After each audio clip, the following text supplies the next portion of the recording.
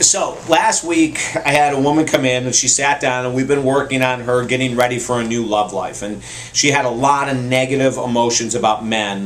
She was very jaded, I'll put it that way, extremely jaded about men. And anytime that she started, dating men, or anytime she was even communicating with them on the phone or the internet, her first thing was doubting. She was always doubting men, doubting men, doubting men. And so then she came in with a heavy hitter, and she said to me, David, I can't believe it. I fell for this guy, and I've been seeing him for about a month now, and I've just found out he's been married 4 times already. And she just had a fit, that he had never told her, but she had never asked. And that brought up the question, what does it mean to be married multiple times? There's a stigma, isn't there? There's a stigma in our society that if someone is married 3 times or 4 times or 5 times, that there must be something really wrong with them. In my experience in the last 20 years of doing this counseling and coaching work, I have found the opposite to be true. And this might shock a lot of people. Maybe they're going to say, because you're the eternal optimist, David, but here's what I found to be true, is that in many cases, those people that have been married multiple times, if they're doing the work as well, have an unbelievable understanding of themselves as they get older. They have a really good grasp on love, and they have a really realistic view on what it takes for relationships to work. Now, I'm not saying everyone, but I'm saying the majority of people that have been married 3, 4, or 5 times that I have worked with are individuals that would really blow your mind when it comes to thinking about what most society stereotypes as the vagabond marriage person, the person with multiple marriages, got to have a screw loose upstairs.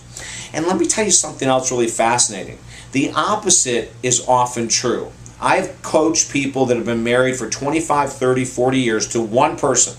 It's their high school sweetheart, or it's their second marriage, and they've been married a very, very long time, that often know very little about what it means to be in love, and what it means to respect themselves, and what it means to truly understand their needs and to be able to communicate them.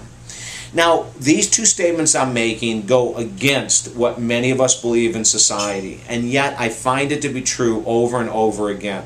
Our society has a tendency to reward couples that have been together for a long time, and in some cases it's really valid and very true. But in more cases than not, the people that I see in my office, the opposite is true. They'll come in and they haven't spoken honestly in 15 years to their partner. They have all kinds of resentment. Yes, they've stayed together because of the kids, because of money, because of whatever. They've battled it out. We call it, they've white-knuckled it. They've stayed together, but they aren't happy.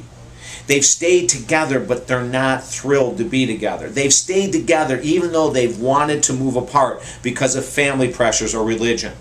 So the purpose of this video right now is, let's not jump to conclusions right away anymore. Keep your mind open. If you're single and in the dating world and you meet someone that's been married 3, 4, or 5 times, judge them by who they are today. Judge them by who they are today. Judge them by their actions today. They could be very well versed in self-love and communication and love through all the different marriages. At the same time, let's be a little careful to put people on pedestals just because they've been together 20, 30, 40, 50 years. It may not necessarily mean that they truly understand love and respect. It may not mean that they truly understand the power of communication. And so before we go judging people on either way, let's slow down and look at the individuals for who they are today versus the number of times they've been married or the number of years they've been together. I think this will help us out as well. Well, anyway, as I was telling you with the client, when we went through this whole discussion, she came in up in arms about this guy being married so many times. And when she walked out, she said to me, what's really interesting that you're saying this, David?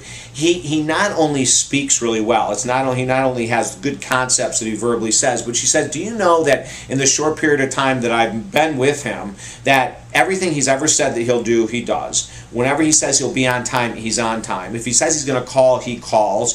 If he doesn't call for some reason, in the exact moment that he says he's going to, that he calls and apologizes first and always explains. She said he's an amazing communicator.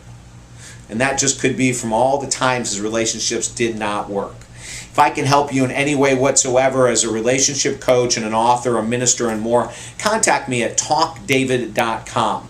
take these videos and spread them out to all your friends so that we can maybe limit some of the judgment of people in our society and give individuals a chance to prove who they are in this day. And don't forget also to sign up for our YouTube account. It's absolutely free at Super Slowdown, so every new video we do gets sent to you directly. Okay, have an awesome day. Bye-bye.